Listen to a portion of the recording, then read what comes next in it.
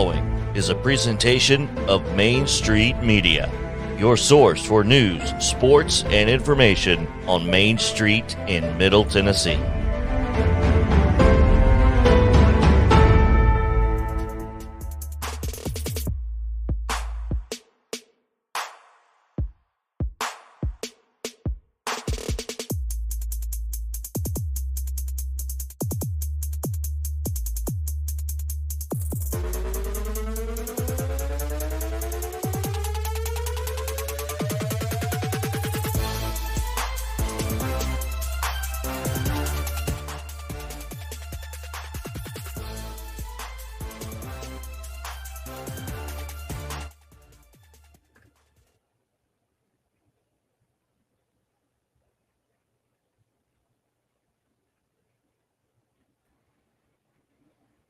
Welcome in Main Street Sports Today, presented by Mid Tennessee Bone and Joint. Mo, are you frozen? I don't think so. Am I? Oh, there you are. Okay. Yeah. you just weren't moving. No. I'm good. I'm right here. I was waiting because I was afraid that you were talking and I was not hearing your audio. So no, nobody was hearing my audio because I was muted. I unmuted you and didn't unmute me. But as I said, the Hall of Famer Mo Patton and me, the Sundrop Kid from Alabama, with my 2-liter of Sundrop, because you can never have too much Sundrop. Product placement is always good as well. Yeah. It'd be nice if they'd sponsor me, though. Because if you're going to hold up your bottle, I may have to go get my plaque and start. Oh, okay. There you go. Yeah. There you go. That's always a good thing. Yeah. It is a Friday edition here of Main Street Sports Today. Looking forward to getting started as we have a lot going on today. Obviously, Jeff Him joining us for his regular Friday segment here in just a few moments. So make sure to stick around to hear about all the things going on in the world of the Nashville Sounds. They've been having a solid week up in Norfolk. Mm-hmm. There's a song, and there's a song in there somewhere. It's been a crazy week for us, Mo, but we have found our way to Friday, and that is the best thing that could have happened today. Not a moment too soon, I don't think. Yeah. Was looking forward to maybe getting out to a scrimmage or two today, and at this point, not so sure that's going to be the case because I don't know what it's doing where you are, but it's sunshine and blue skies, baby. Oh, okay. Oh, good. It's raining like a cow doing something on a flat rock here in Franklin. No, earlier we were on a phone call and I heard thunder, but I thought, well, it's sunny outside, so maybe it was just a dump truck over it because the garbage man is like right next to us. So I was thinking, maybe it was just a garbage truck or a dump truck or something like that. No, I believe it was thunder. But it was in fact thunder. But it's nice and sunny here. And it doesn't look like the forecast is calling for much rain down here in southern Middle Tennessee and Columbia. So might as well come on down and see what happens. Well, that's part of the problem, though. I wasn't coming down to Columbia. Oh. The scrimmage in question is over in Leaper's Fork, actually. Yeah, Grace Christian has a 3-way scheduled with Moore County and the Richland Raiders. So the Moore County Raiders and the Richland Raiders. I was about to say a lot of Raiders over there. Grace Christian's going to get raided here in a while, hopefully. So yeah, that's what it sounds like. So we'll see how that goes. But so yeah, that's kind of on hold at this moment. I'll check on it once we get off the air and see where we're at. But those, we're in limbo as usual. That does tend to happen on occasion. But we do have. Hey, what's up, man? Hey, sorry about that. I was checking my audio there. It works. It does. In fact, that's awesome. I'm glad that it works because we had some trouble getting you in there just a second ago. So glad to see that you are in the building, Justin Kulik. I'm gonna work on getting our guest, but it's good to see you. All right, awesome. Mo, our top story today is a little old news, but we'd be remiss if we didn't mention it this week. Yeah, this is a pretty big deal, I would say. So, the Williamson County Schools sponsored girls flag football this past fall in conjunction with the Tennessee Titans.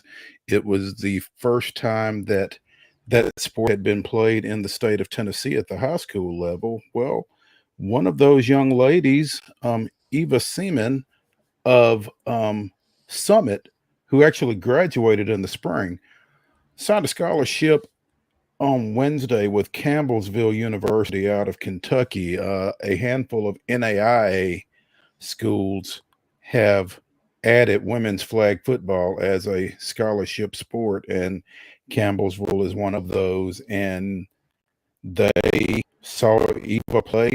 They had her take part in a combine, really liked what they saw, offered her a scholarship, and she accepted it,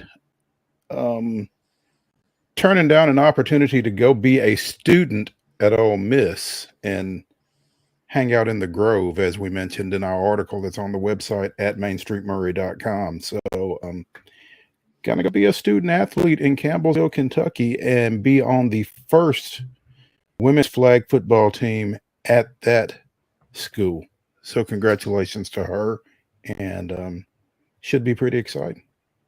That is really cool. You know, we talked a lot about girls flag football this past year, and it is a pilot, or was a pilot program, and now Metro is getting into it. And I think, you know, with the expansion in Alabama, Georgia, Tennessee, of course, the Southeast, it just makes sense that girls like football just as much as the boys do. So, you know, let them get out on the gridiron and play a little bit. And it's obvious that it's something that they enjoy, and so much so that they'll let somebody pay for their college to play it. Absolutely. You know, Tennessee hoping to become the 6th state to sanction girls flag football at the high school level, previously doing so. You mentioned the southern states. Alabama, Florida, and Georgia have all sanctioned it by their high school governing bodies, as has Alaska and Nevada. And so, again, like you said, Metro schools are scheduled to play girls flag next spring. Spoke to Josh Corey with the Tennessee Titans, who has been a big driver of this whole initiative. Was actually coaching at the high school level in Florida when they began girls flag football down there. And he said that Clarksville, Montgomery County schools are looking at possibly adding it as well for next year. So it's starting to spread. And if Clarksville, Montgomery County comes on board, and with Metro planning to come on board, that would get you to about 35 schools across Middle Tennessee that will be playing in the spring. And those are the numbers, or those are the type numbers that would probably catch the TSSAA's eye sufficiently to maybe go ahead and add that as a sport on some level. So absolutely, it's moving in the right direction for sure. It certainly is. And good luck to her as she becomes a Lady Tiger. Mm-hmm. And Mo, it's about time to talk to Jeff Him, but before we do that, we got to get you ready for the weekend. Tell you what happened yesterday. We've got to get to today's rundown. The rundown. Friday Rundown is brought to you by Chip Walters of Exit Realty, Bob Lamb and Associates. Voice of the Blue Raiders also wants to be your trusted advisor in real estate. Contact Chip at 615-542-1915 or through his website at choosechip.net. Chip Walters, proud to support youth sports across Middle Tennessee. Go ahead. Thursday's baseball action. Pirates 5, Brewers 4 in 10 innings. It was the Cardinals taking a pair from the Cubs 4-3 and 7-3, and the Mets down the Braves 6-4. In minor league action, it was the Nashville Sound 6, Norfolk 2. As we mentioned on yesterday's rundown, in American Legion Southeastern Regional Tournament play over in Asheboro, North Carolina, Post 19 was eliminated with a 11-3 loss to Rock Hill, South Carolina. NFL preseason action in the Hall of Fame game in Canton, Ohio, Las Vegas with a 27-11 win over Jacksonville. In the WNBA on Thursday, the Connecticut Sun with a 77-64 win over the Phoenix Mercury, and Dallas edged Las Vegas 82-80. In the weekend schedule, these are all weekend series across the board. The Reds are at the Brewers. The Marlins are at the Cubs. Cardinals host the Yankees. The Braves are in New York to take on the Mets, while the Sounds continue their 6-game set in Norfolk this weekend. WNBA action on Sunday. Connecticut plays at Chicago. That's 12 noon tip on ABC. At 2 o'clock on ESPN3, the Los Angeles Sparks and the Washington Mystics play in D.C. Also at 2 o'clock on ABC, the second half of a doubleheader, the Las Vegas Aces are at the Seattle Storm. And at 6 o'clock on Amazon Prime, the Atlanta Dream plays at the Minnesota Lynx. MLS play on Sunday. I'm sorry, Yep. It's Saturday. I apologize. On Saturday, Toronto visits the fairgrounds to take on the Nashville SC. That's a 7 o'clock start. And that is your rundown presented by ChooseChip.net. Chip Walters. That's right, ChooseChip.net. Chip Walters taking care of you across Middle Tennessee. Mo, we're going to take a quick break, and when we come back, we do have the man, Jeff Him. That's not the right one. Sorry, Justin. That's my fault. So, all right, Jeff Him will come back to you right after this on Main Street Sports Today.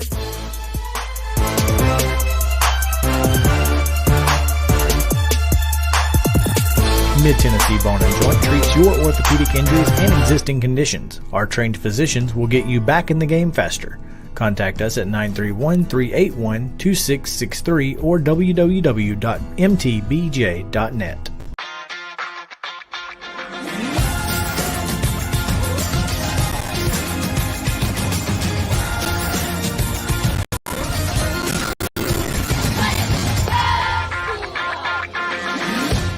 Hey folks, while we take a quick break from the show, I want to tell you about our friends over at Custom Stone Handlers in downtown Columbia. Ed Rich and his team at Custom Stone Handlers believe in leadership. And outside of the military, our greatest leader building platform is sports. Custom Stone Handlers proudly encourage young people to get in the game.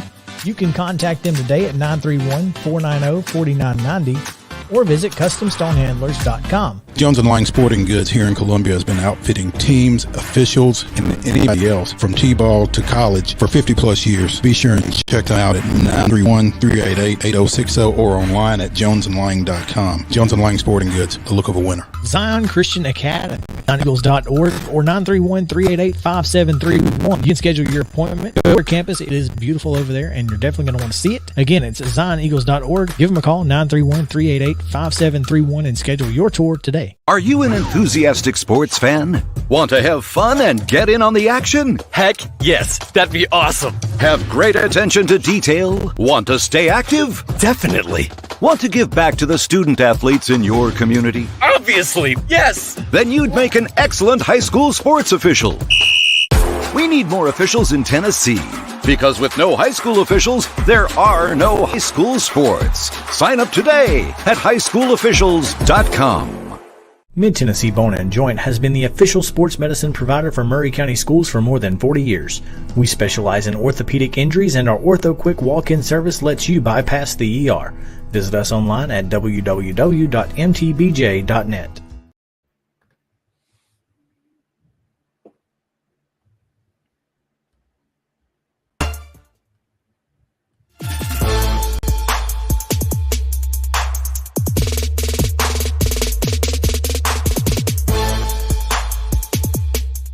All right, welcome back into Main Street Sports Today, presented by Mid-Tennessee Bone & Joint. Chris Yao alongside Mo Patton here on this Friday edition as the weekend is right around the corner.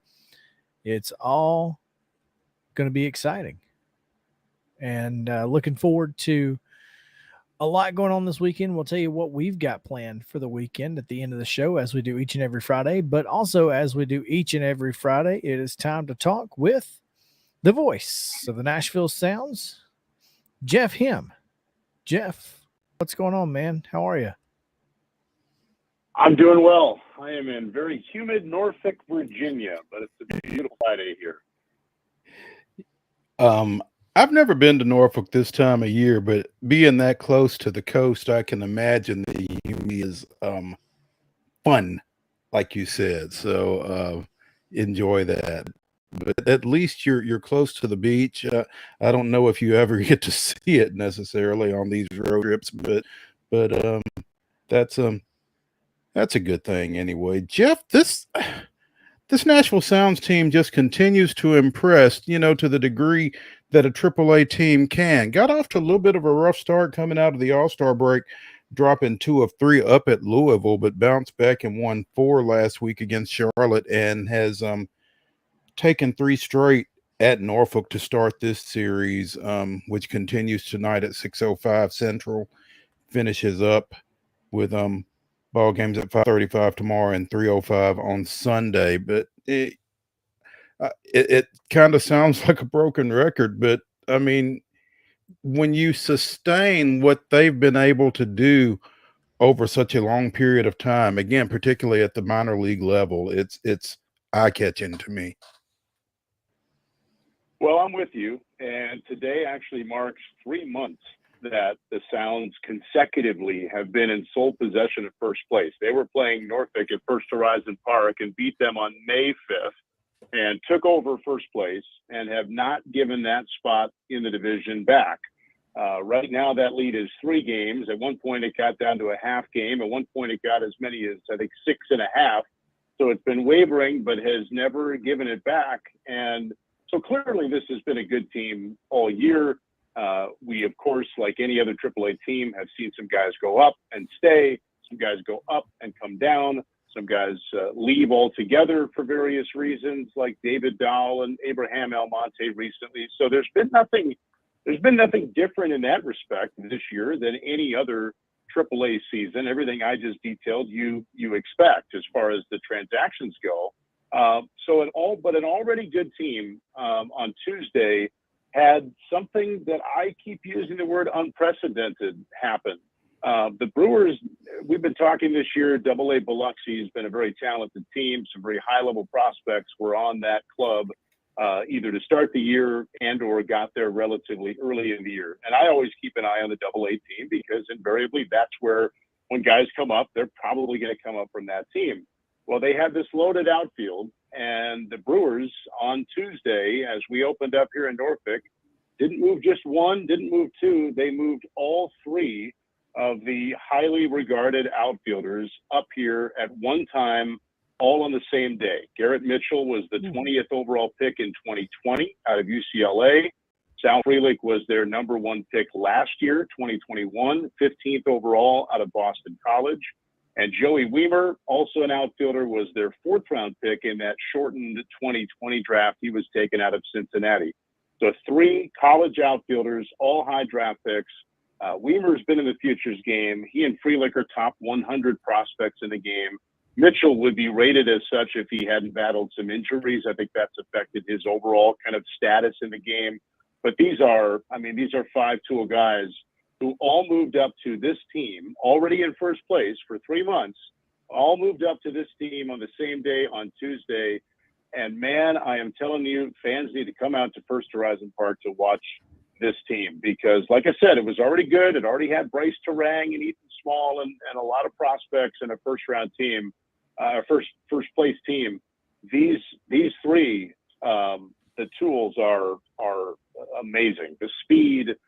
Weimer's got power and speed. Frelick looks like one of those guys you could roll out of bed and he can hit a fastball wherever he wants, whenever he needs to. He's just that kind of impressive hitter.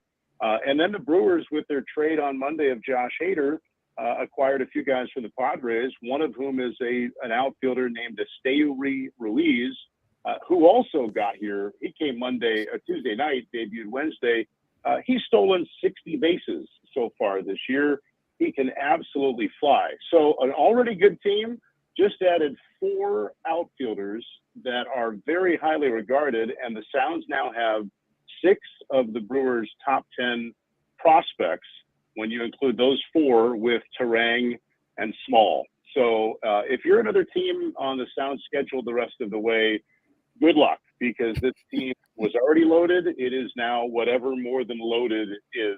That's what they are now. Stacked, I guess, would be more than loaded, maybe. But Jeff, you mentioned Frelick, and that particularly kind of fascinates me, because you're talking about a guy who was drafted number 15 last year out of Boston College, a northern school, and he's already in AAA. I mean, that's a trajectory that's pretty outstanding, I would think.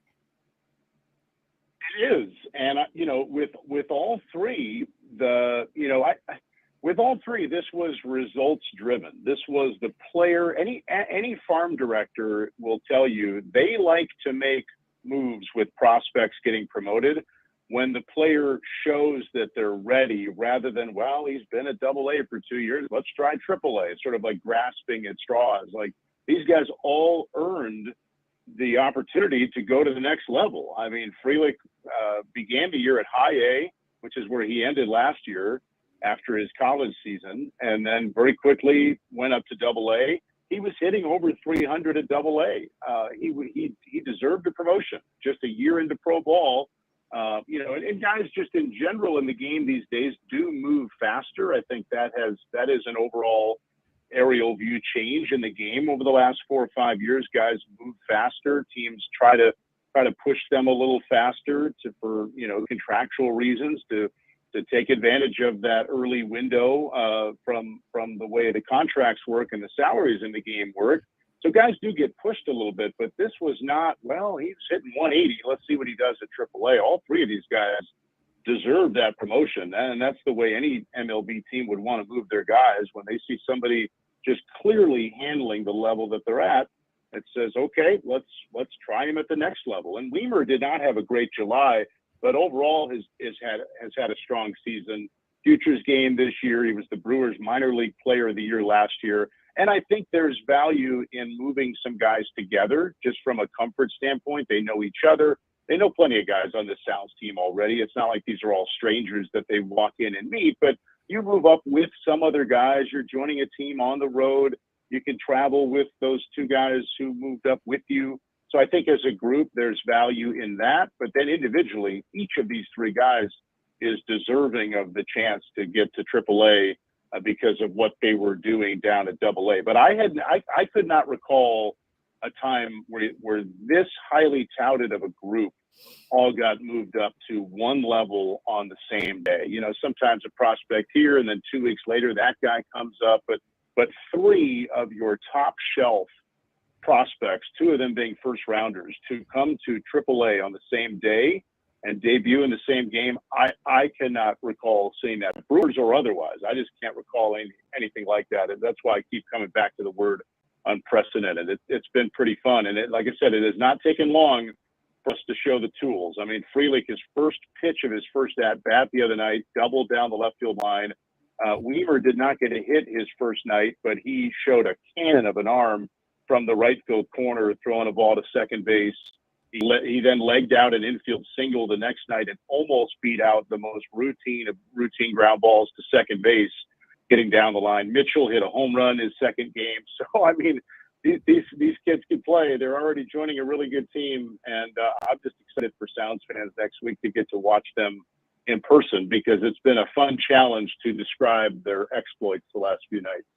And I would think, Jeff, that when your performance warrants you going up and you actually go up, that kind of resonates throughout the system, that other guys see, they're not going to be held back. I would imagine that's got to be part of the byproduct of that.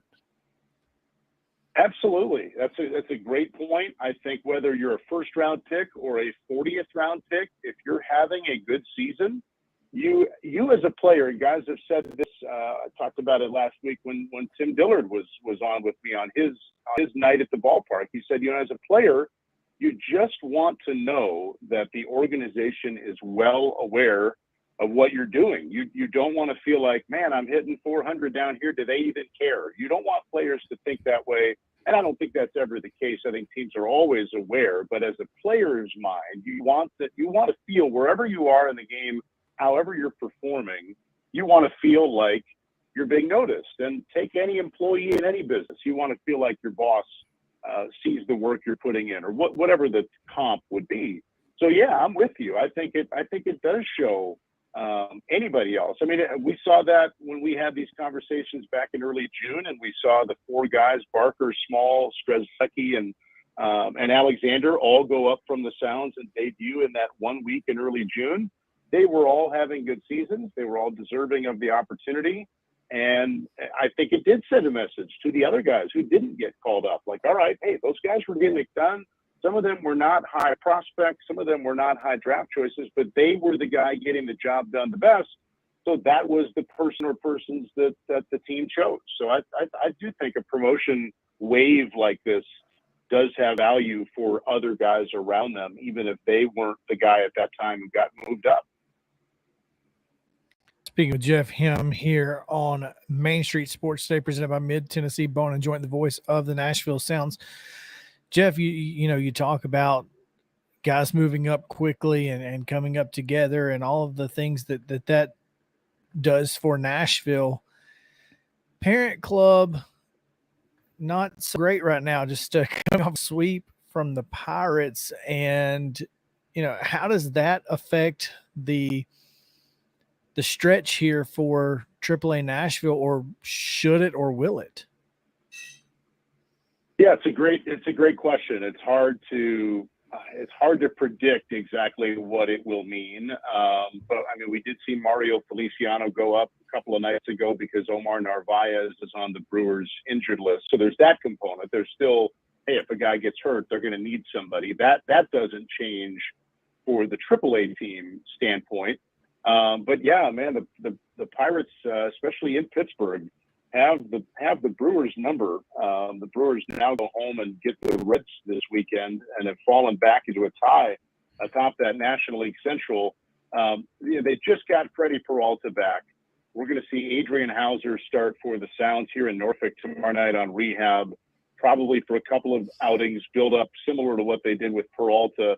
And then the Brewers, presuming that goes well with Hauser, have their full boat rotation back for the first time in a while, because Peralta had been out since May, and then Woodruff at one point went down. Hauser's been out for about a month. So they'll get their full rotation back. And, as cliche as it sounds, I do think there's that component, given how long Peralta had been out. It does kind of feel like a trade deadline acquisition to get Freddie back in their rotation up there. There's no doubt that trading Josh Hader is a loss for the ninth inning. We'll see how it plays out with the relievers that the Brewers did acquire, including Taylor Rogers, who's been a closer before and a successful big league reliever. So whether they go Devin Williams in the ninth inning or just kind of say a closer by committee, we'll see. But that's a hard guy to replace in Hader, but they did get some good talent back in return for Josh. But it does feel like a little bit of kind of gut check time right now for Milwaukee. The losing skid combined with Hader getting dealt. And by the way, I totally understand the front office's logic with where they were coming from on Hader. I can see it from both sides. So I'm not here to say they made a bad move or a good move. I'm just reflecting on what they did do. It does feel like a little bit of all right, let's kind of reset. We don't have Hader anymore. We're so good. That team is still very talented in a very winnable division. So I don't think there's a panic button for the Brewers being pushed.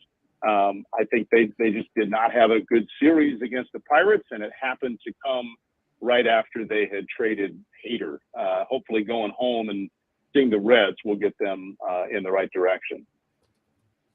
There you go. All right. That is Jeff Him, the voice of the Nashville Sounds in Norfolk for the rest of the weekend as the Sounds take on the Tides. And looking for a sweep. If they can get 3 more, that'd be great. Haven't given up more than 2 runs in a game yet, so why start now? That's what I say.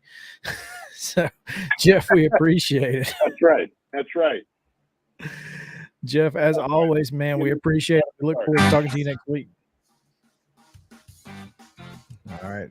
We're going to take a quick break. When we come back, a little college football, because I guess some college football, some pro football. It's kind of a hodgepodge of a segment. So stick around here on Main Street Sports Today, presented by Mid-Tennessee Bone and Joint. Back after this. Mid-Tennessee Bone and Joint treats your orthopedic injuries and existing conditions. Our trained physicians will get you back in the game faster. Contact us at 931-381-2663 or www.mtbj.net.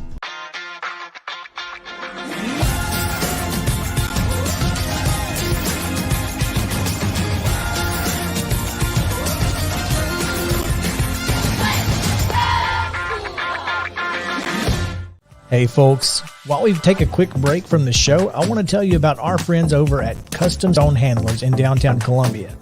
Ed Rich and his team at Custom Stone Handlers believe in leadership. And outside of the military, our greatest leader building platform is sports. Custom Stone Handlers proudly encourages young people to get in the game.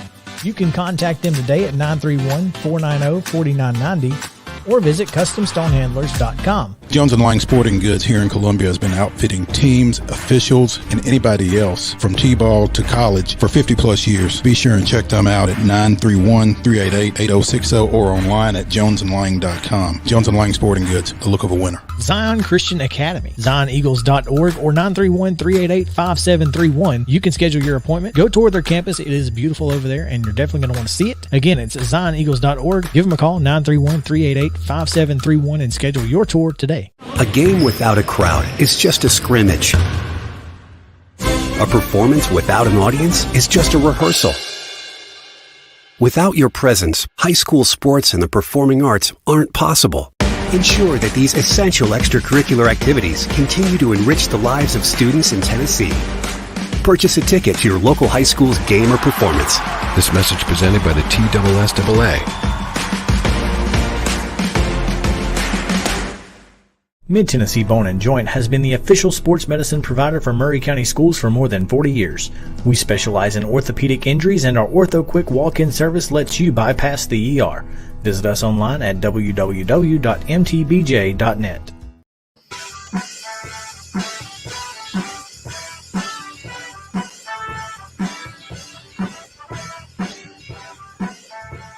Welcome back in Main Street Sports Today, presented by Mid-Tennessee Bone and Joint. Chris Yao alongside Mo Patton. Glad to be with you here.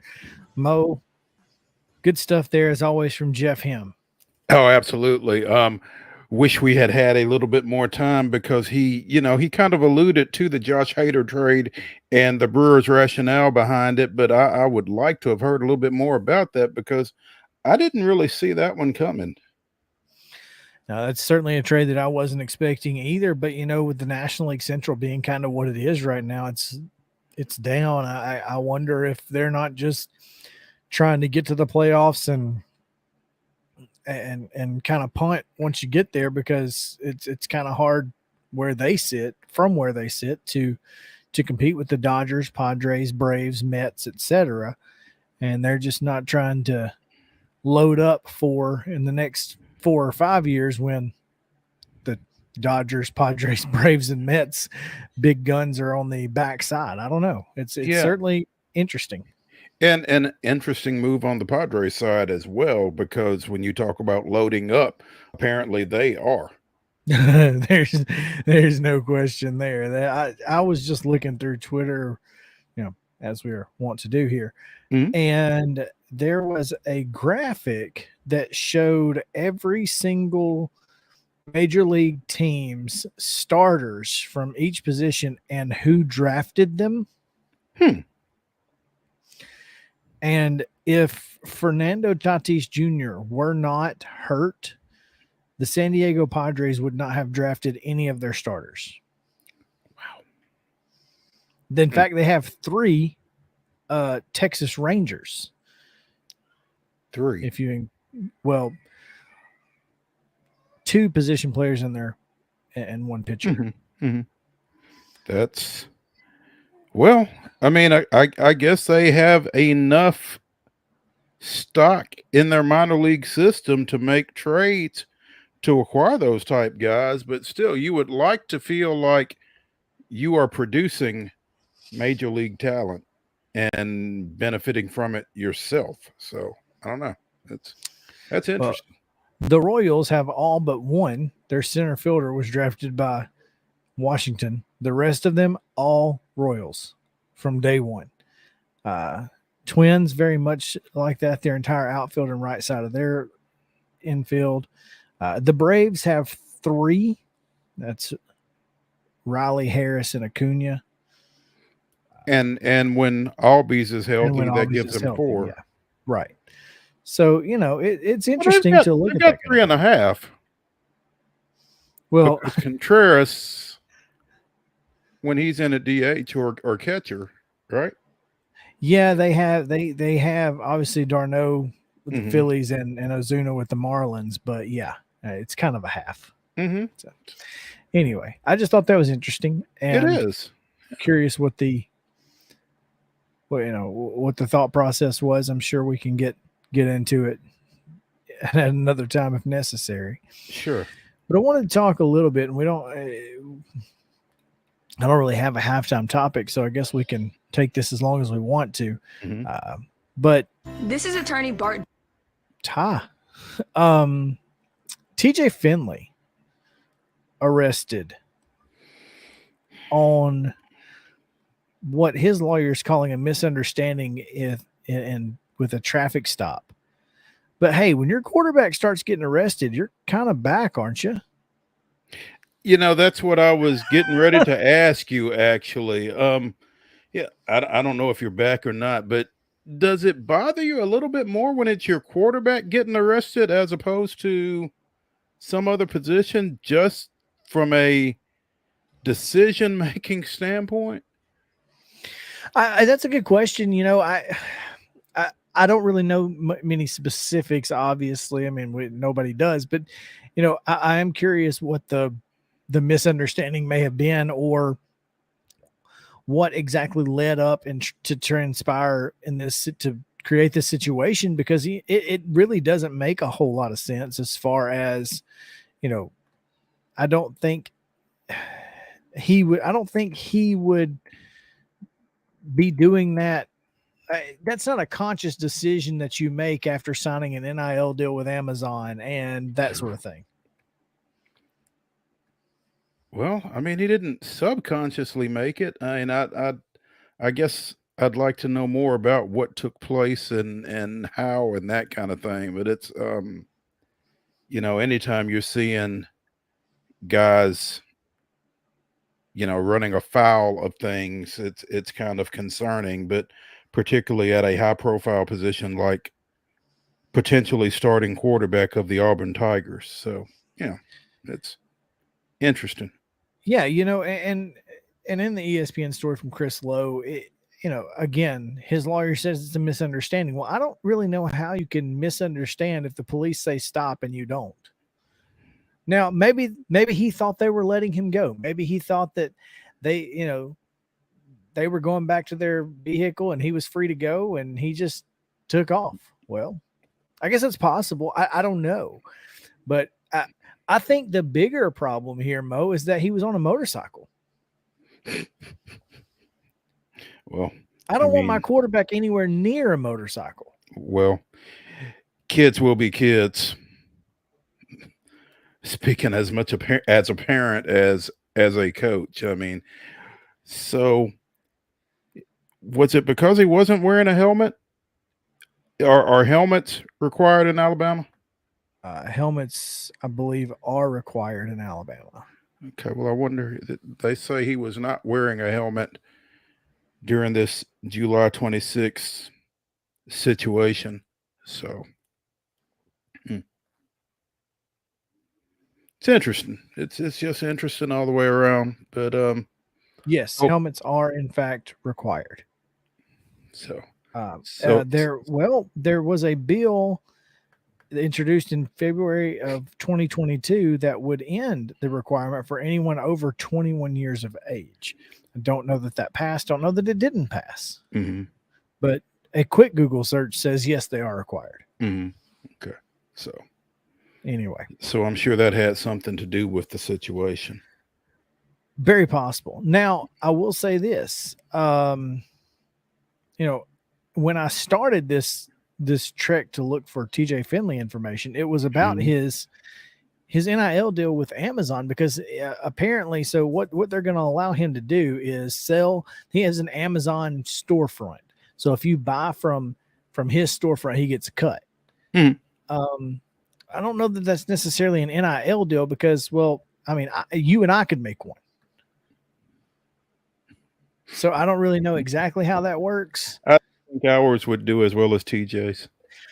No, but I'm saying, like, it's not. I guess it's just one of those things where, kind of like we were talking about before, how making things available to athletes that are available to the general public. Mm-hmm. And that's something that should be, as far as, name, image, likeness is concerned, or any kind of opportunity for athletes to make money. If it's available to the general public, you should be able to do it, in my opinion. Now, sure. Hey, who are we and what do we know? But right. I did like his shirt, though. Scroll down there, Justin. Let's see if the Instagram post is in there somewhere. I think it is. I think there's an Instagram post where he has a sweatshirt on. There it is. That says, "Nobody cares. Work harder." That's it. I love that. That's awesome. Don't give me your excuses. Nobody cares. Work harder. Yep. I love that picture. There are high school football coaches all over the country that would be all over that. So. They're like, yes, here, take my money. Yep. Take my money. So, as long as we're talking about college football, there was a tweet from Brett_McMurphy that I saw earlier today.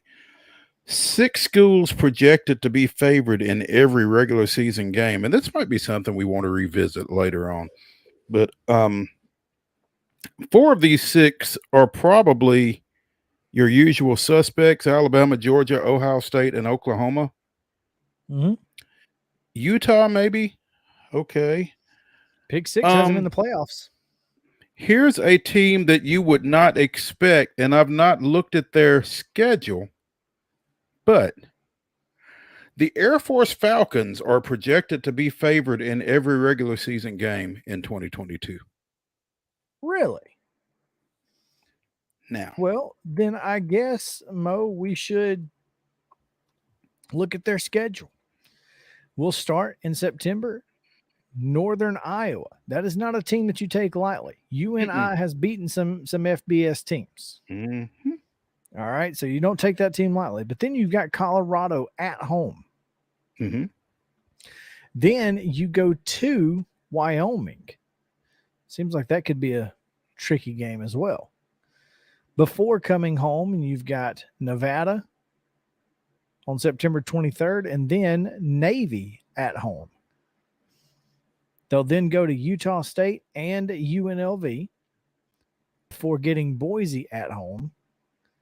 They go to Army November 5th, and then close the season out against New Mexico at home on November 12th. Well, they've also got Colorado State at home on November 19th, and then they go to San Diego State on the 26th. I'm sorry. Yeah. You left off the line. That was as far as my search took me, apparently. Gotcha. Yeah. Okay. Well, at San Diego State, they're favored in that game? They are projected to be favored, apparently, according to I guess Brett if you're McMurphy. 11-0 going in. Yeah, right. So, yeah, that would kind of change things, I guess. But that's pretty ambitious. I mean, it strikes you as immediately, one of those things is not like the others. And I'm sorry, what? yeah, huh? Okay. Yeah. I mean, especially now, obviously this is they're a triple option team, and it's you never know. Boy, but man, that is a wild one. Good call there. Yep.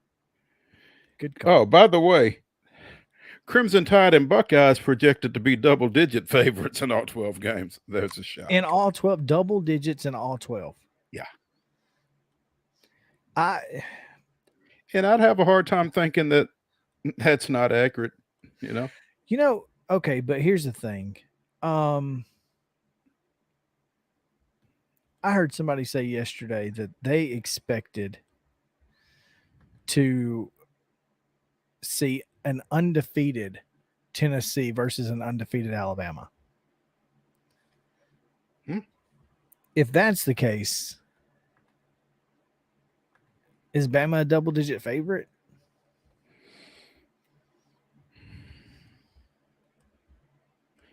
I think for a number of folks, until Tennessee beats Alabama, Alabama's going to be favored and favored big. But where is that game?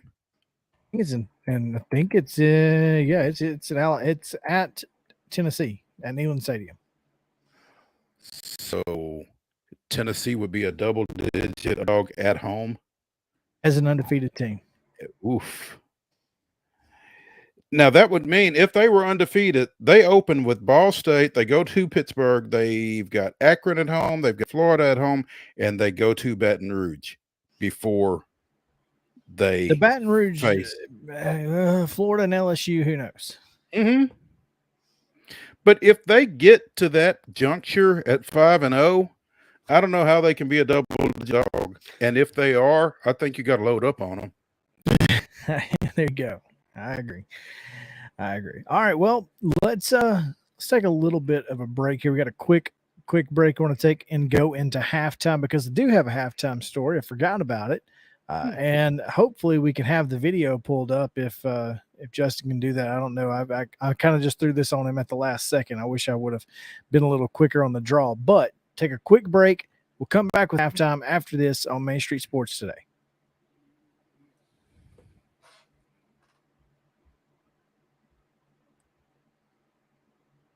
This is attorney Bart Durham, and this is me. I'm Aaliyah. Keeping in good physical condition is really important to me. But when I had a wreck with a tractor-trailer truck that hurt my legs so bad I couldn't work for almost a year, I knew I needed a lawyer that understood tractor-trailer cases. So I called Bart. Bart gets millions of dollars for his clients every year. At Bart Durham Injury Law, we've handled hundreds of tractor-trailer cases. My dad and I want to help. Give us a call at 615-242-9000. All right, Mo, it's halftime here, and this one comes from you. We got a little action down in Alabama because, boy, what an incredible performance by a bovine on the interstate. Justin, can you full screen that at all? I know I can see it here. Goodness gracious. There he goes. Look at that. This cow is absolutely just going nuts down the middle of the interstate, and there's a truck chasing it. I mean, that cow, first of all, the cow's got to get tired eventually, right? But boy, I mean, it's going right there. It is absolutely humming. At least a good 25 miles an hour, right? And look at all the onlookers on the other side. Oh, yeah. Because there's a fence between them. I like how he's just trotting. Like he's not trying to make a very swift getaway. Not until about right here. Right here, it's another gear. And he kind of hit another gear right there, like you said. But that is, dude, that's crazy. It kind of feels like Forrest Gump. I just felt like running. Was he going towards Texas or away from it? Oh, yeah, you got to be careful when you're a cow in Texas for sure. But anyway, I just thought that was wild. I wanted to get to that if we could because it was, man, something. It was on 65 South. I wonder if he's going to the beach. That's exactly what it was doing. Probably was.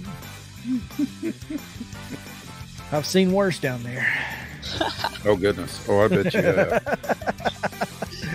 All right, let's take another quick break. When we come back, it's the second half of Main Street Sports Day presented by Mid-Tennessee Bone and Joint.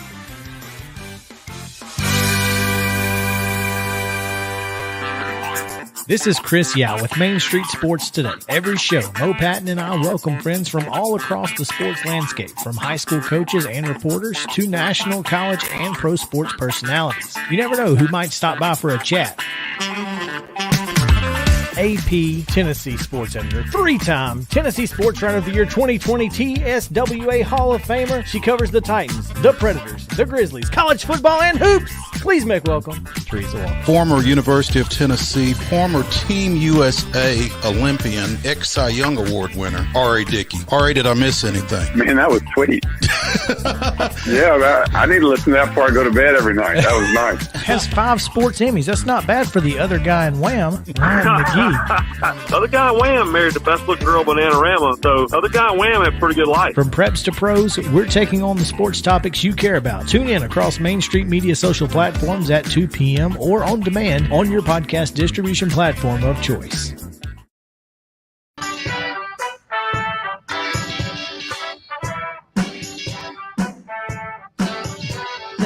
Welcome back in Main Street Sports Day presented by Mid-Tennessee Bone and Joint. It is the second half here, and we are talking Braves baseball as we tend to do at this time just about every day. So if you are looking for Braves content, about 10 till 3 each and every day, we can bring you the Daily Braves segment brought to you by Insert Your Business Here. Just call us and you can, matter of fact, somebody call Bart Durham. He needs to be sponsoring the Braves segment, apparently. So that'll work.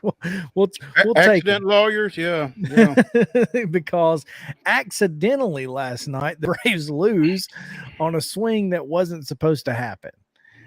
Unfortunate, but 3-0 pitch, ball nowhere near the zone, and I don't even know what.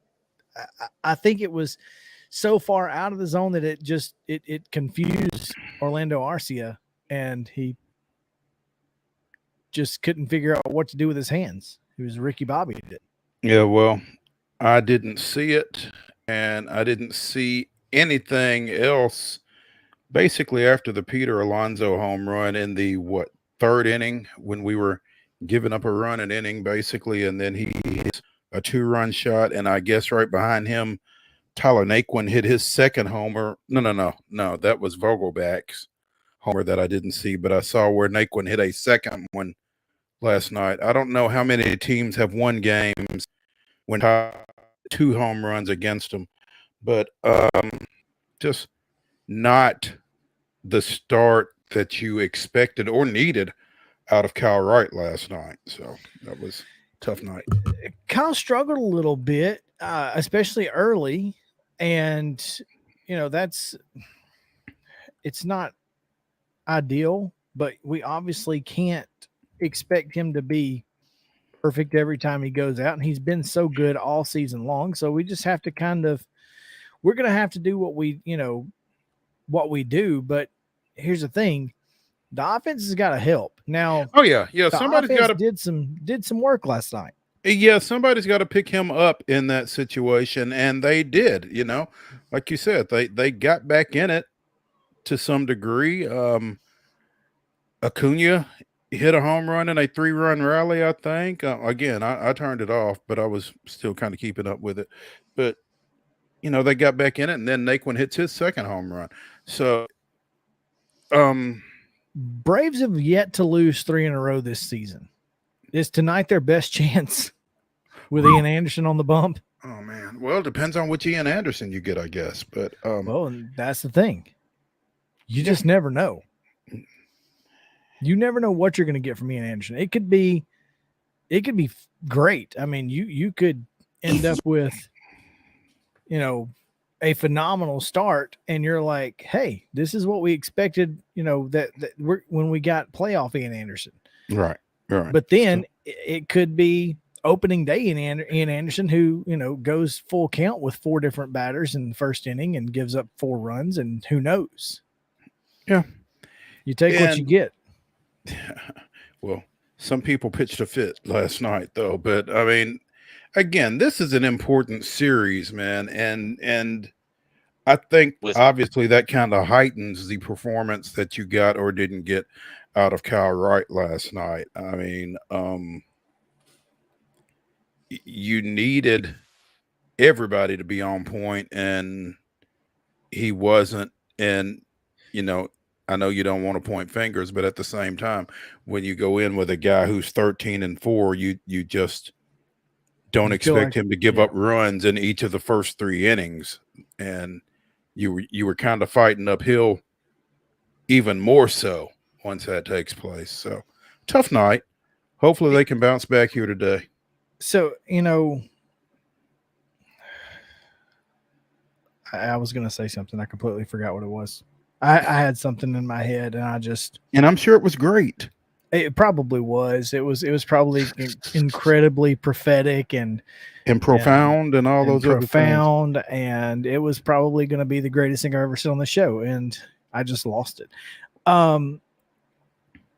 What I do remember is this team. Here it is.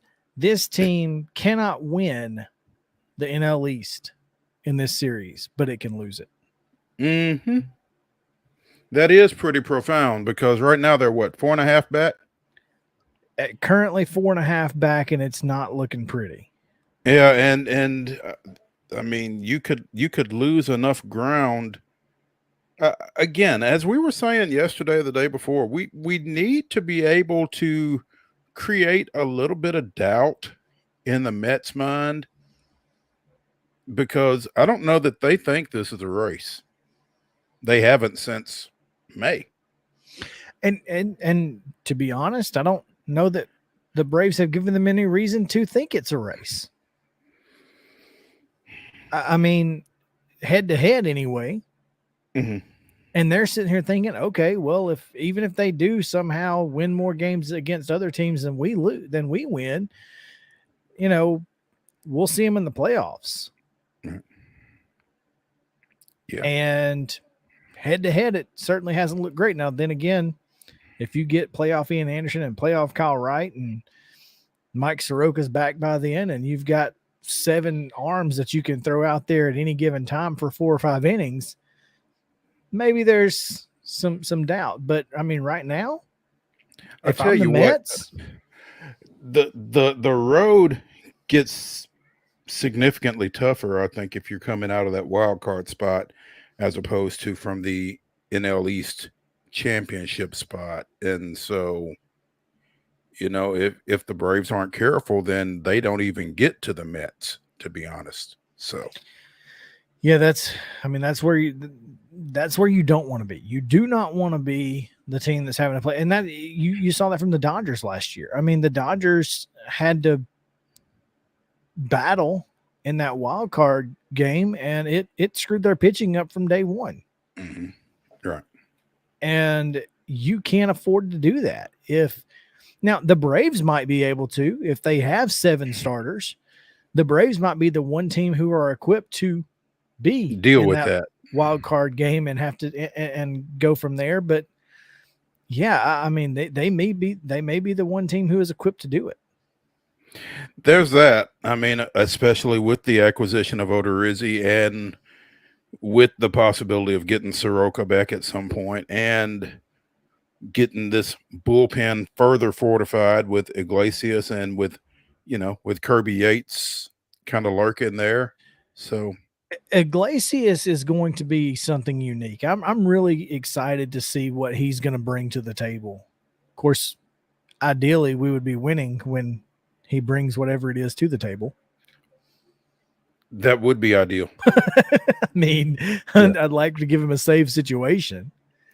Yeah, I want to see this bullpen in a tight game, or I want to see them in high leverage situations against a team like the New York Mets and be able to finish them off. It would certainly go a long way to ease my mind. Certainly. Again, the Mets are a good ball club, but once you get past Lindor and Alonso, their bats don't necessarily overwhelm you. I agree. They're kind of meh for sure. And the thing about it is they're kind of mid, as the young folks say now. So, but that kid right there can hit. Bottom line is, when Naquin's in the box against the Braves, it's like he turns into Babe Ruth, because for whatever reason we can't get that guy. He's kind of like the first baseman for the Marlins. What's his name? Oh, Garrett Cooper. Yeah, can't get him out for whatever reason. So there's guys that are like that. Now here is what I thought that was the homer. Never mind. I thought we were going to, he's already hit the homer, so we missed that part. Darn. They must not have had that in the highlights. No. Look at this. This is true. You know what? I don't even like this no more. Anyway. But yeah, this is a tough team to beat. They've got 4 more chances. Got to win 2, but ideally 3 of the next 4. Mm-hmm. And it's not going to be easy because you got the big guns on the weekend. So you got Scherzer and you got DeGrom lurking, and so it's not going to be easy to salvage something out of this. And you don't want to put as much on the first game as we clearly are, but it's going to be a tough turnaround. Yeah, no question there. Well, Mo, it is that time once again, my friend. We're going to go. I still haven't gotten any Back to the Future music yet, but let's go back in time and hit this day in Braves history. August 5th, 1973, Phil Niekro throws the first no-hitter in Atlanta Braves history, blanking San Diego 9-0 at Atlanta Fulton County Stadium. Niekro struck out 4 and walked 3 and got all the runs he needed when Ralph Garr scored on Darrell Evans' first inning sacrifice fly. Garr scored 3 runs in a contest that included 3 future MLB managers. Padres right fielders, yes. What? Cito Gaston, Atlanta center fielder Dusty Baker, and Brave second baseman David Johnson. Wow. And Joe Torre wasn't even in the group. No, he wasn't. He was not a Brave at that point. No, I'm just saying, you think if there's three future managers and Torre wasn't among them. Torre's not one of them. That's like, wow. Yeah. My goodness. Huh. There you go. That is this day in Braves history. We will now take that break and come back right after this on Main Street Sports Day, presented by Mid-Tennessee Bone and Joint. Stick around. Mid-Tennessee Bone and Joint treats your orthopedic injuries and existing conditions. Our trained physicians will get you back in the game faster.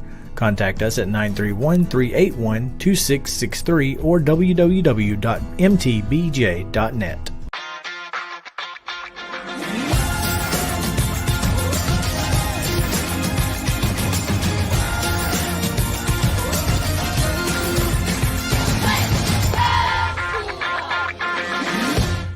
Hey folks, while we take a quick break from the show, I want to tell you about our friends over at Custom Stone Handlers in downtown Columbia. Ed Rich and his team at Custom Stone Handlers believe in leadership. And outside of the military, our greatest leader building platform is sports. Custom Stone Handlers proudly encourages young people to get in the game.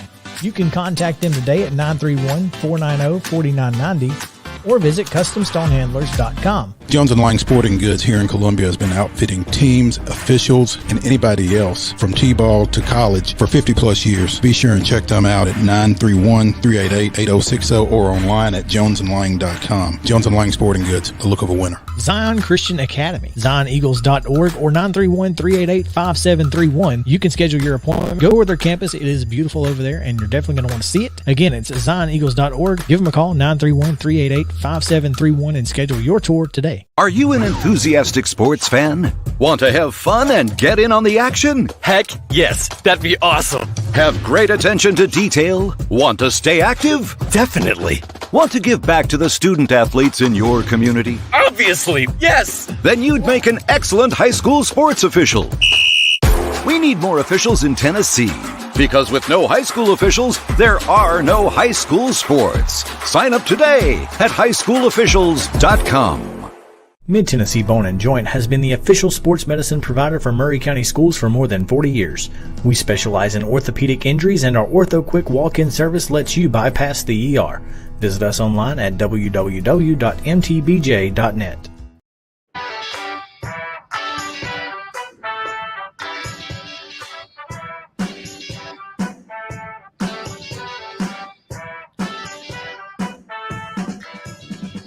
Welcome back in Main Street Sports today, presented by Mid-Tennessee Bone & Joint. Chris Yao alongside Mo Patton here on this Friday edition as we are in the final stretch, Mo. And all week long, we have been previewing college football from across the country. Started with the A-Sun and moved into, what did we do on Tuesday? We did a little Coosa Tuesday. That's right. Conference USA on Tuesday with Eric C. Henry. And then on Wednesday, we took care of the Big Ten with Paul Kills, voice of Ohio State. And yesterday, a little Big 12 with Justin Apodaca. And today, we'll talk a little bit about the Pac-12. We'll get into the ACC next week. Looking forward to that. And then we will preview each and every team in the Southeastern Conference from there until it is time for Vanderbilt to kick off against Hawaii. Should be fun. Unfortunately, we were unable to get a guest from the left coast because, well, they don't really like talking to us folks down here in the South about college football for whatever reason. It's a little out of our reach. Well, yeah, but, do you really want to, if you're in the Pac-12, do you really want to talk to somebody in SEC country? It's not our fault. Screw you guys, I'm going home kind of thing, right? What we do have, however, is Pick Six Preview Magazine at Pick Six Preview, I think is what it is on Twitter. Just read it out and completely. Pick Six Previews. This magazine over the last 10 years has been the most accurate preview magazine as far as predicting the order of finish for every Power 5 conference. Wow. Yeah. That's solid. It's well, and like I said off air earlier, this is not a talking head magazine. This is not like a Lindy's or an Athlon where you're getting a lot of, you get great insight from guys who cover the team and that sort of thing. But typically those beat writers are a little more optimistic for most teams. This guy's going in and he's like, look, these are the numbers. I'm not looking at this from any other way than by the numbers. And for whatever reason, the numbers don't lie, Mo. That's what they say. So, of course, Mark Twain would tell you lies, damn lies, and statistics. So there's that. There's that. But this magazine not only predicts Utah and Oregon to play for the Pac-12 championship, they're predicting the Utes to be in the college football playoff. Well, there you go. I just told you. Brett McMichael said that they are one of 6 teams that is expected to be favored in all 12 of their games this year. So there you go. I guess that would include Oregon. It would, in fact. So, they're the number 4 overall team in his preview. Basically says, look, you've got a second team all conference quarterback coming back. And here's the thing. The only reason he's second team all conference is because Caleb Williams is sitting at USC right now. There you go. So, that's kind of, I guess you could probably say, for all intents and purposes, Cameron Rising is the best returning Pac-12 quarterback in the league.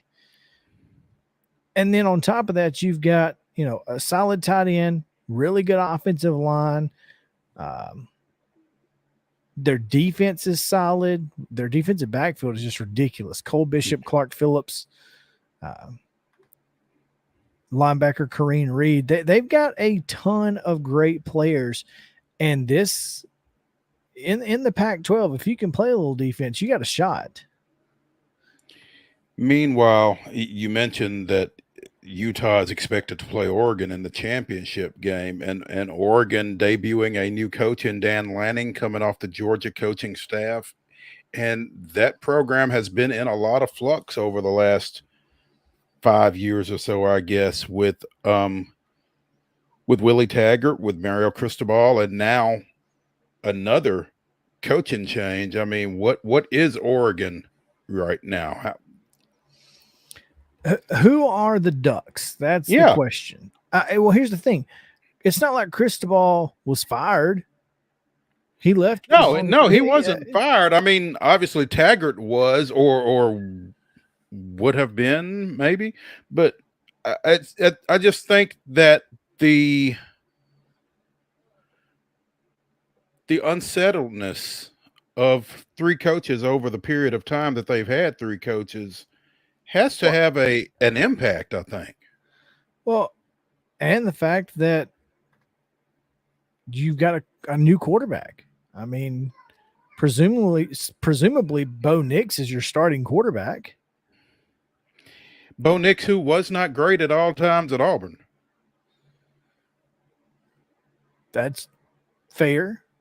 Then again, he also nearly died every week in and out.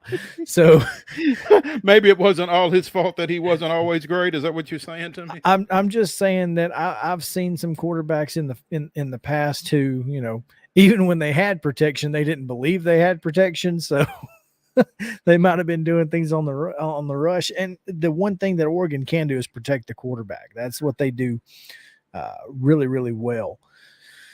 So I expect this Oregon team to be very, very good. I think they have an opportunity to be right there in the mix at the end of the season with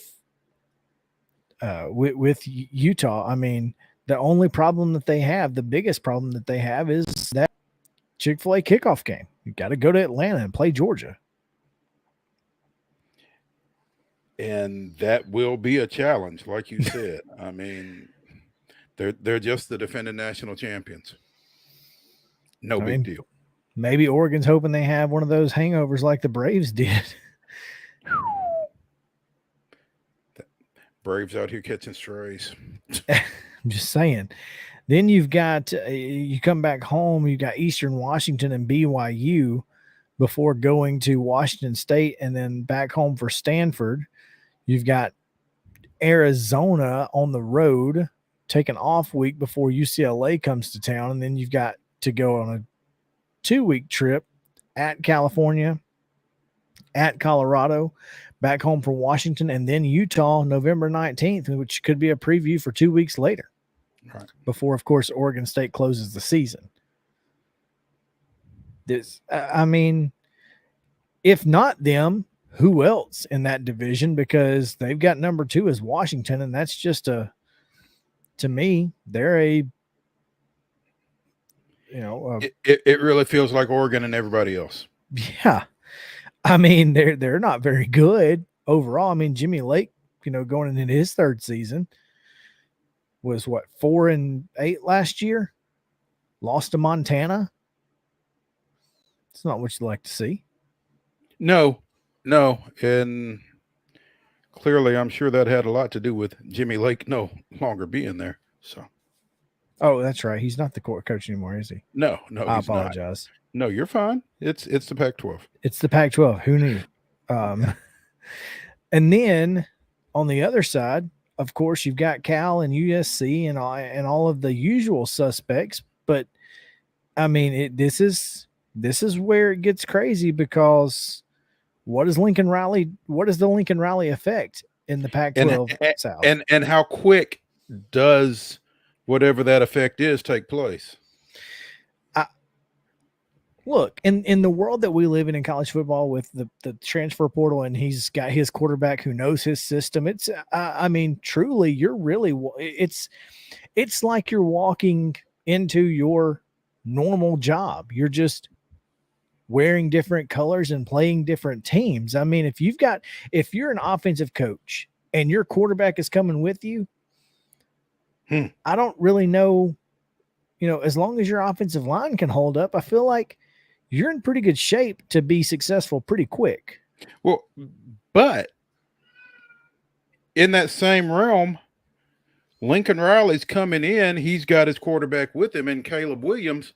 Chip Kelly's already been at UCLA, and he's got his quarterback with him in DTR, Dorian Thompson Robinson. So there's that. And they not only beat USC last year. Now, granted, it's not the same USC, but they absolutely demolished the Trojans 62-33.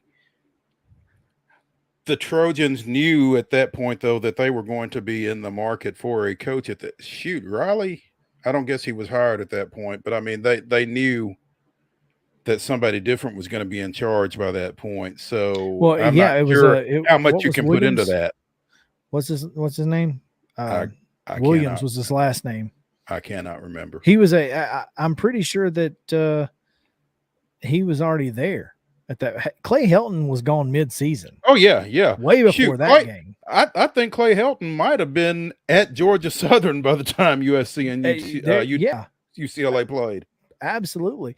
So yeah, and look, you can never overlook Chip Kelly. So the Pac-12 South is and always will be the class of that conference. There's no question there.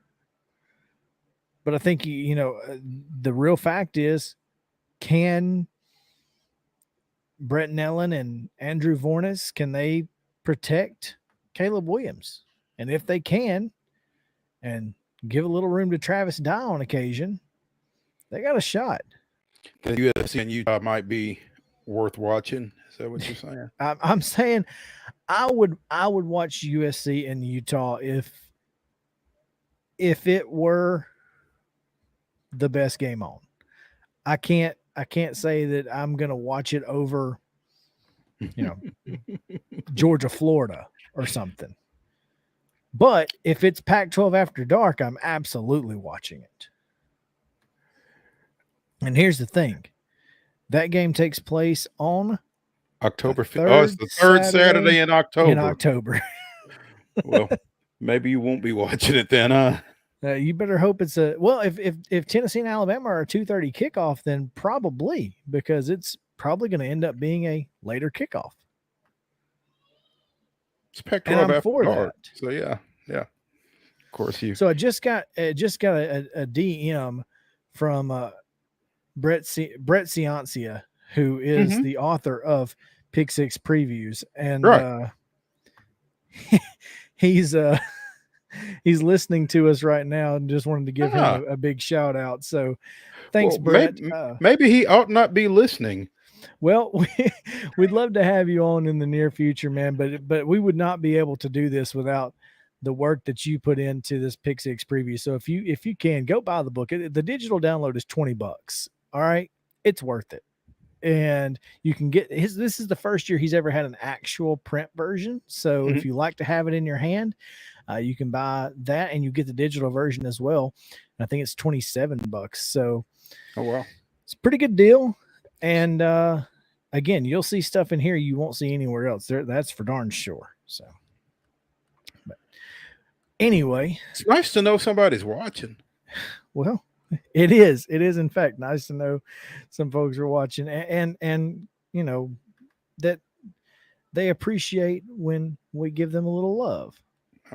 So anyway, looking forward to seeing if Utah can pull it off. I would love to see a Pac-12 team in the playoff, but unfortunately he's got them matched up with Alabama, who, by the way, don't know if you saw this or not. Nick Saban said last year was a rebuilding year. So there's that.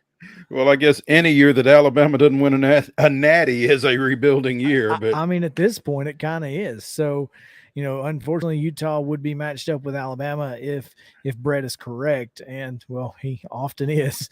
So more than anybody else, apparently. So yeah. There you go. But looking forward to seeing the Pac-12 and how it shapes up, even if I don't watch any of the games at all. You never know. Oh man. All right, let's take another break here, Mo, because it's the weekend. What's going on this weekend? I don't know. We'll find out on the other side of the break. Main Street Sports Today, presented by Mid-Tennessee Bone and Joints, back after this.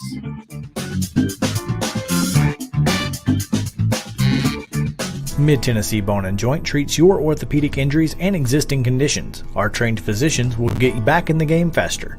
Contact us at 931-381-2663 or www.mtbj.net.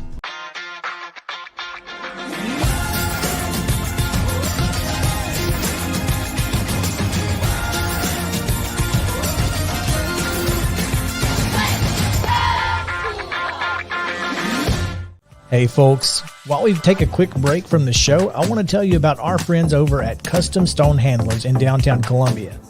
Ed Rich and his team at Custom Stone Handlers believe in leadership. And outside of the military, our greatest leader building platform is sports. Custom Stone Handlers proudly encourages young people to get in the game.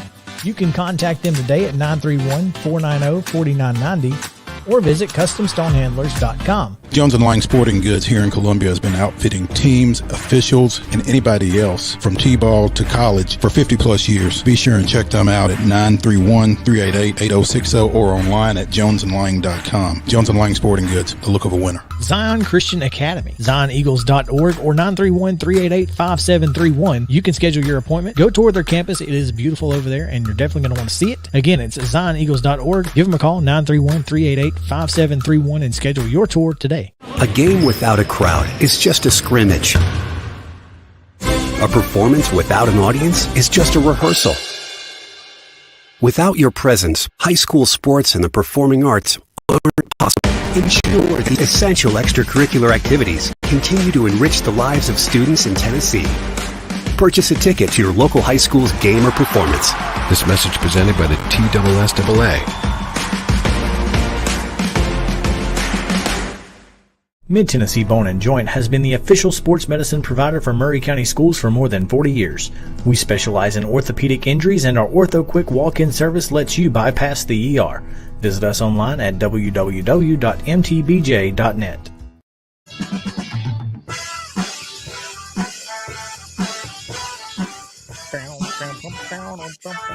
That's what I like to hear.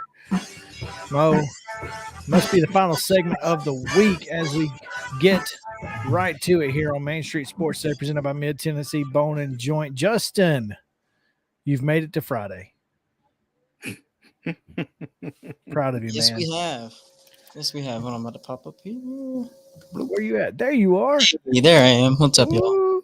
Look at that MSN hat. How do we get one of those? What's up with that? Joe just one time before broadcast, he was like, "Don't say I didn't get you anything," and then tossed me this. I have no idea where he got it. I don't know. I don't think it means somebody like made that and it was like, "Here, we'll do these for you. These are great products," and like it's the only one ever made. So congrats. Thanks. I appreciate it. It's an exclusive.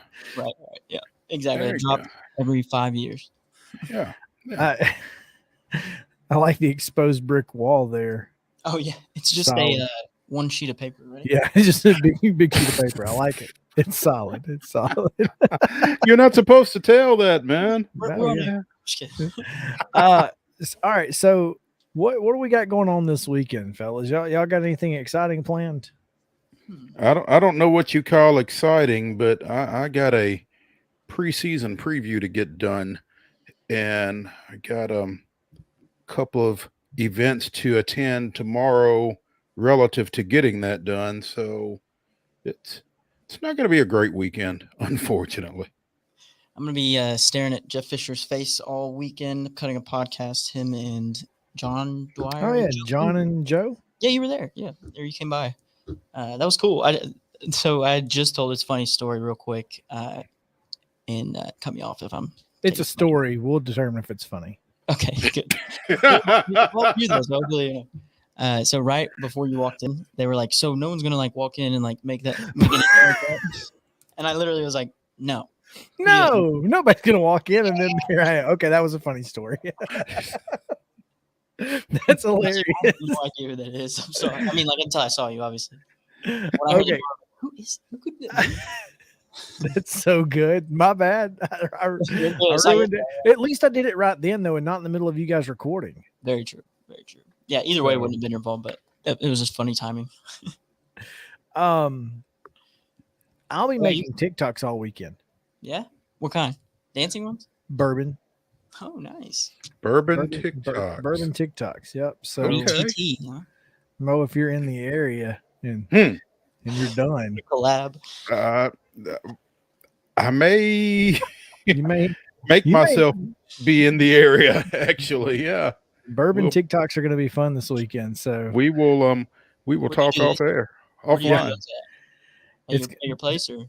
Yeah. So I am as you see behind me here, hold a degree from Whiskey University, and I also serve as their social media chairperson. Wow. And so we'll be making some TikToks for Whiskey University and at Whiskey UNIV on TikTok. If you're on there, there's like very little on there. It's just stuff I did like 2 years ago during the pandemic. And there will be more on there tomorrow, right? Or soon thereafter. After tomorrow, we're going to be doing some good stuff. So I'm looking forward to it.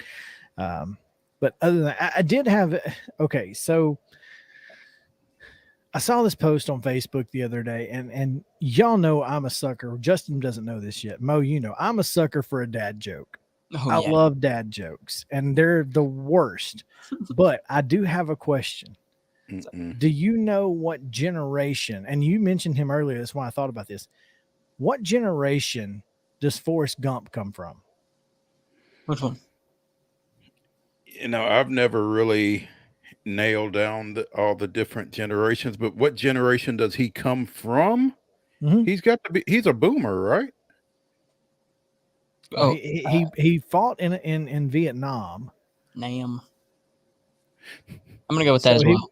He would have had to have been born at least in the 50s, so probably a boomer. Yeah. Depending on when he fought, I mean, late 40s, possibly early 50s, probably. Yeah. So he allegedly also played for Coach Bryant. Coach Bryant wasn't in Alabama until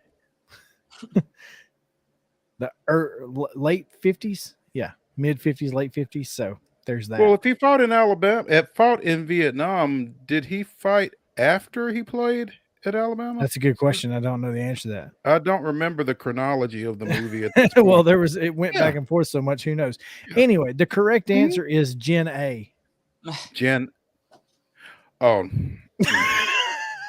Get out of here. All right, I got one. All right. I may have said this one already. That's awful. To y'all.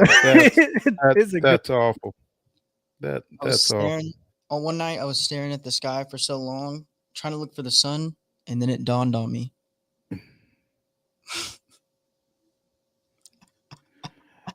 Is this him? Maybe I'm muted. You guys are bad. Wait, I think you're muted, Chris. There, Chris. He laughed so hard it broke his mic. Yeah. There he goes. Is he back? No, I thought he wasn't. My bad. I thought it was Chris.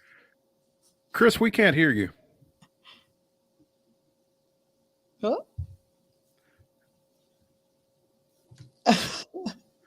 Sorry. So Chris is out, so I guess we're gonna wind this thing up. This has been a heck of a week, and hopefully tomorrow or next week we'll kind of smooth a few things out. Chris, are you back or are you still out? He's still out. All right. So for Chris Yao, for Justin Kulik, I'm Maurice Patton. Thanks for joining us here on Main Street Sports Today, presented by Mid Tennessee Bone and Joint. Ladies and gentlemen, the weekend.